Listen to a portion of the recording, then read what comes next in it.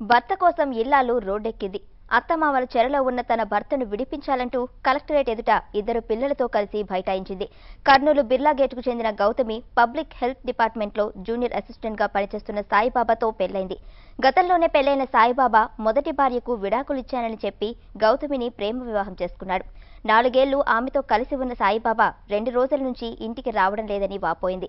మొదటి భార్య విడాకులిచ్చేందుకు 10 లక్షలు అడగడంతో ఆమెతోనే కలిసి ఉంటున్నాడని అంటోంది. అత్తమామల ఒత్తిడితోనే తన భర్త రావడం లేదని తనకు న్యాయం చేయాలని కోరుకుంటుంది. బాగా ఎంటవాడి పెళ్లి చేసుకున్నాడు సార్.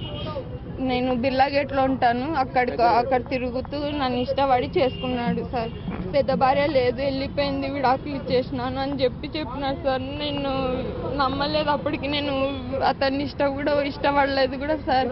కానీ బాగా ఎంటబడినాడు, బాగా తిరిగినాడు. వాళ్ళ అమ్మోళ్ళ ఇంటికి కూడా తీసుకుపోయి వాళ్ళ చెల్లెలతో వాళ్ళ అమ్మలతో సాక్ష్యం కూడా వాళ్ళకి ఇచ్చినాడు సార్.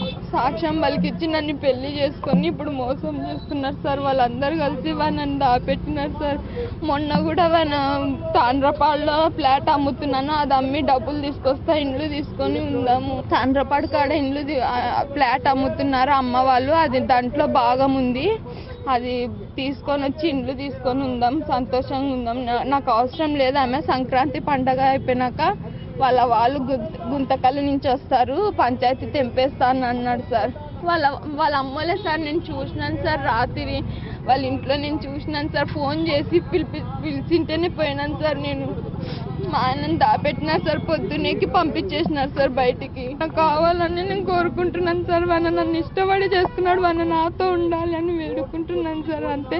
ఆమె వెళ్ళిపోయింది, విడాకులు తీసుకుంటాను వచ్చింది, మళ్ళీ తిరిగి విడాకులు కావాలి, నువ్వు నాకు విడాకులు ఇయ్యి అని చెప్పింది. 10 లక్షలు కోరికైంది సార్. మళ్ళా వద్దు, వాళ్ళు ఒకటే వద్దనుకొని ఇంట్లోనే ఉండి నన్ను సాధిస్తున్నారు సార్.